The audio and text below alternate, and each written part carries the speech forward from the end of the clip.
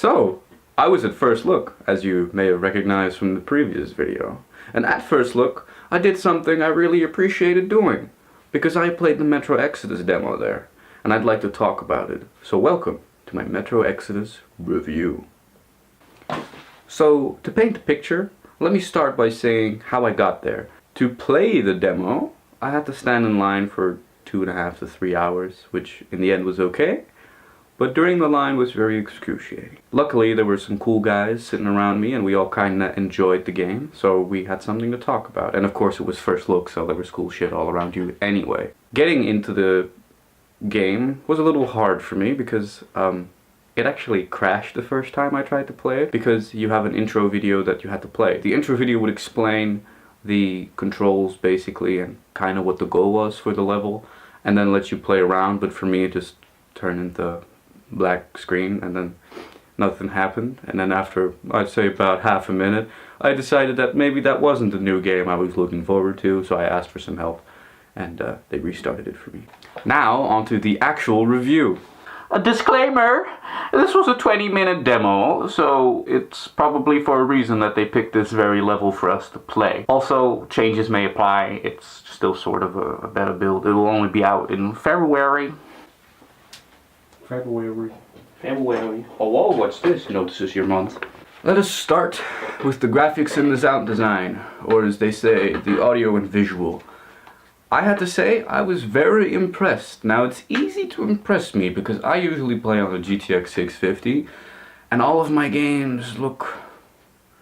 Well, just imagine Minecraft, but you had like a visual overhaul mod, so it sounds a little bit better, but obviously, it's still pretty bad.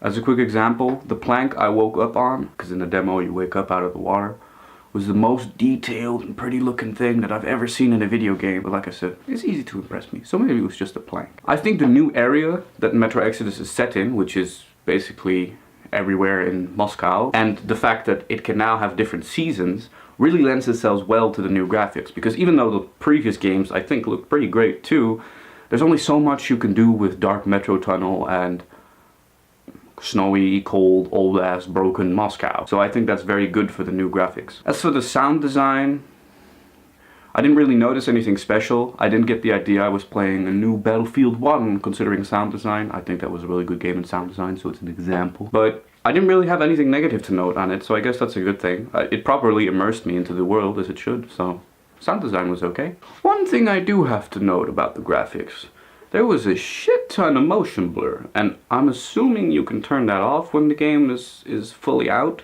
Well, we weren't allowed to touch the settings, of course. Imagine if that was possible. So I'm hoping you can turn that off, because otherwise, I mean, everything at the distance just looked kind of blurry. But that's for the motion blur, when you were moving, of course.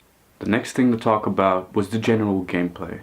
And I have to say, I'm extremely glad that they didn't mess it up. You see, Microsoft was now helping the game's development. I'm not really sure if they were a publisher, but basically they pumped a bunch of money into it, which is probably the reason why the demo was played on Xbox and with Xbox controllers, which I think doesn't work well for a Metro game. Nonetheless, it didn't fall into the tropes that I think a normal AAA game would do. Of course, there's something like collectibles, but it's not forced an open world. It's slightly more open. It's, as they say, non-linear. But really, there is only one objective that you have to do, and that's what I'm very happy that they kept. You see, I'm going to compare it to other Metro games and kind of use that, but I think it works because the way I felt while playing it is that it's just like one of the other Metro games. It does improve on the other Metro games. It allows for new mechanics, but most of the time while I was playing it, I could see this being Metro Last Light 2. Like I said, the game gives you a single objective to go to. The objective in the demo was to meet up with your allies again because you were knocked out cold and, I don't know, some tribe took you away. But the game obviously sets the objective way further ahead of you than you actually are, and it just has a bunch of obstacles in the way. And it's your choice as to how you want to beat those obstacles. I'll get into that later. But I appreciate that they do that. So you can formulate your own way of going against things. Artyom controls like, I guess, a human would. He's just a regular guy. He can't fly, which is, I think, a good thing. For a fact, he can't even swim. So when I was in the demo and I accidentally fell off a little bit of a ridge, my guy almost drowned. Luckily, he does know how to get back on, though. That means that for you to find different paths, you have to look at ground level. You don't have to do anything weird, really. You don't have to wait for a bird to fly over, shoot it down, and then use its wings, luckily. However, you did have to use a zipline to get over a giant broken down bridge. But the thing I appreciate about Metro is that apart from that one part, because it triggers a cutscene that's very important for the demo, you can go anywhere you want, really. There's always different paths to approach it. In previous games, and what I saw with this game, was that if you want to go head on, that's fine. You can just do that. You can just grab your big old gun and just shoot everybody in sight. But if you want to, and you're curious enough to look around and maybe get some extra loot, then you can take a sneaky path. You can make sure you don't get seen by enemies and really just find a different experience. That's how I played the first 2 games. I played them like a Rambo the first time over, and then I played them like a sneaky character the other time. And that's actually, it just gives you a different experience, and that's very nice. And this game seems to promise the same thing, as I had about 2 or 3 paths to continue on to the end. I did have to eventually get on the zipline because that was important, but how I got to the zipline, that was my own choice. The combat. To be fair, I didn't really touch the combat very much. You see, I played the Metro game like I would play other Metro games, and the way I play other Metro games is as peaceful as possible, only knocking out people instead of shooting them.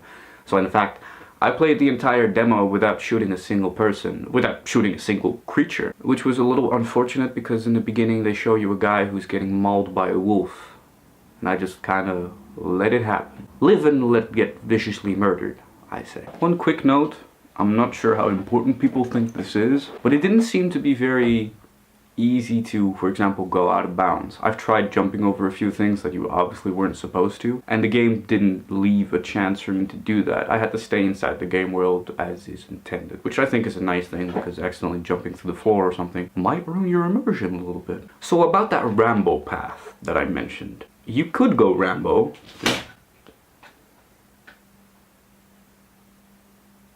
Okay, so the lighting has changed a little bit, but it still looks okay in my opinion, so I'm just gonna keep going. It just slid down the pole with duct tape too.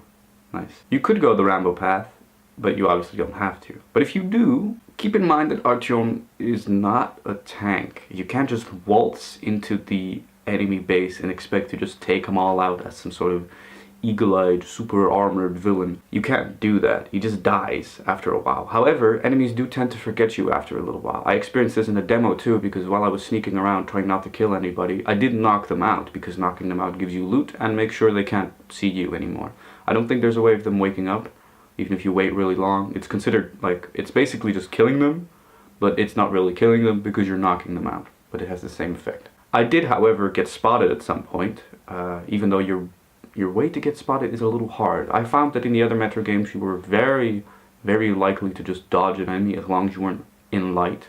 And because some of this, or actually from what I see, quite a bit of this game takes place in the open day with sunlight, there is considerably less space to hide, but I found that I could still hide quite easily inside the corners of the eyes of one of the enemies that I approached. But when they did find me and started shooting at me, I found that when I ran around and sort of hid in a little cavern underneath the broken down bridge, they did eventually forget me. Not forget me as in, well, I guess that was it, let's just go home guys, pack it up. They would walk around in an alert state patrolling the area, and if they saw you, they were considerably faster at seeing you. Usually they have a bit of, what's that? But now, if they're alert, they just start shooting immediately. So I managed to knock out a few more people. I ran up to one, and if you're quick enough, you can usually get them before they notice you and scream for help. But not in this case. Sorry, I got shot a few times. Of course, if you want to dodge the fighting, there's always the sneaky way. Most of what I did was just crouch around in the world, which makes you go slower, but in the pretty-ass Metro game that this is, because it looked beautiful, it's not really a pain to crouch. You can always just look around at the nice environment, and you really have to pay attention. In fact, I listened to an audio clip at some point because I was exploring so much that taught me that the people, the enemies, the pirates that were up ahead were actually small school children, or well, used to be small school children, and their teacher tried to get them out of the area when the nukes dropped, but the people he paid just walked away with the money, so he taught them how to survive. And they even, because I waited for them to finish talking during a stealth segment, or something I made a stealth segment, They even mentioned their teacher and said, oh, but teacher would never say or would never let us do such things. And I really appreciated the fact that even in the demo there was so much detail. I also picked up a random picture, which I don't think anybody else picked up in the entire demo because it was super hidden and there was no prompt to pick it up at all. But I think it has to do with the fact that Artyom likes to collect pictures of things, really. It's something you know if you're from the previous games or the books. I think mostly the games, though. Oh yeah, the stealth thing, there's still silence weapons, and there's also now a new mechanic, which is a tin can. You can craft, I guess, tin cans and toss them around. It's just sort of like a rock in Far Cry, or just a bullet or whatever in every other game. I'm not sure how I feel about it. I'm okay with it, I guess. If it makes the stealth a bit too easy, I'll be mad. But the stealth wasn't super hard anyway in most games, so I'm okay with it. I like it, kind of. And the third, which is a way I really appreciate, is that you could go pacifist. I basically went pacifist by only knocking out people, but you could also go pacifist with animals. As in the previous games, there were a few examples of this. The demo also had one. In the basement of the primary school where the teacher taught the children survival skills, I guess, there was this snake that would, as you came down, scuttle away, and you had to put on a gas mask because for some reason that place was filled with gas. Once you open the door, you start hearing hissing. There's a few rooms you can go into, but the end of the hallway is where the hissing comes from. I looted a few rooms, walked through the hissing, and then saw that there was a snake just perching on top of his little perch of books. But the thing I appreciate about the game is that it doesn't jump at you. It looks at you. It's what I guess a regular snake would do. It's like, what are you doing here? It's my place. It's my territory. And at some point, I mean, I could have shot it. It probably would have killed it. It's just a snake. But why?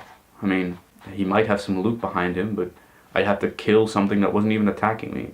So I decided to leave it behind. And instead of going after me and killing me when I turned my back, it left me alone too, which is something I really appreciate.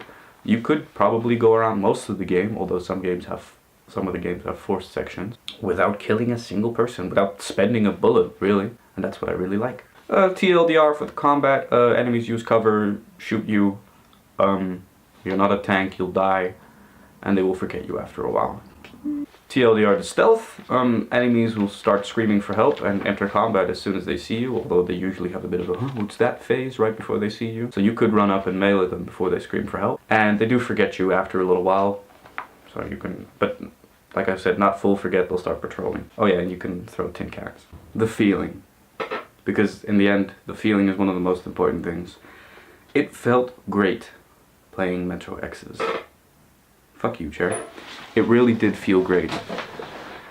It gave me the exact same feeling that the other games did. I had the feeling, again, like I was walking through some sort of post-apocalyptic Moscow sometimes, or not rushing through tunnels, because there's not that many tunnels in this game, but I got the same feeling all over again. You're just a small little guy walking around in this giant destroyed world. The audio and the visual help it for a shit ton. I mean, of course, if it wouldn't look like that and wouldn't sound like that, it wouldn't be convincing, but they do it. They pull it off. They really make it feel like you're there. Shit. Now, it's not really fair because I am probably the most biased person ever because, as you can tell, I like the games just a little bit. Just a small fan here. So, I am biased. But I still think that if you like the previous games, and even just kind of like this genre of game, you're gonna like this game. I didn't really see any flaws with it. I mean, it's got you scrounging for ammo. It's also got the new sort of crafting system. You need like to clean your guns, and you can make bolts and shit with the scrap you find around the area. I'm pretty sure I ended the demo with like at least 250 scrap or something. I didn't use it for anything. The weapon customization is new. I didn't encounter that, but there's a video of it, so I'm assuming it's true. It's just nice. I mean, if you go into combat without being prepared for combat, you won't get mown down. I mean, maybe if you play the highest difficulty, but it's not so unforgiving that you're just instantly deleted. But you're really gonna feel the fact that you weren't ready for this combat. If you don't have any ammo or medkits, it's gonna be a hard run. Same for stealth, really. If you're not walking around with a suppressor and you don't intend to be very patient, you're gonna need to throw a few knives. So all in all, I mean, the game just really made you feel like you were a little guy walking around in post-apocalyptic Moscow, scrounging for ammo, having to kill people if you needed it, I guess. I loved it. There's no other way to say it. I love the game, and I can't wait for it to come out. There's only one downside. I have a GTX 650 and I'll have to upgrade that shit before I can play. There is no way my computer is going to be able to run Metro Exodus, which is the only thing I'm sad about, but I guess it's a good thing, because then I'll force myself into buying a new graphics card. Also, it has ray tracing, so if you're looking for a really expensive excuse to buy a new graphics card that has ray tracing, which I don't have enough money to buy that, but if I did, I probably would have bought it. It has ray tracing, so you can buy an RTX card if you're willing to buy a sort of experimental technology. And as a final act of showing you how much I love the game, take a look at this.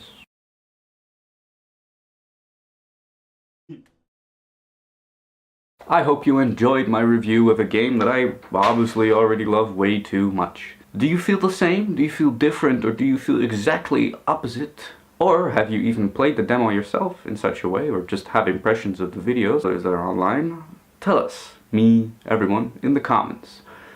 And then I say goodbye, my comrades, until the next one.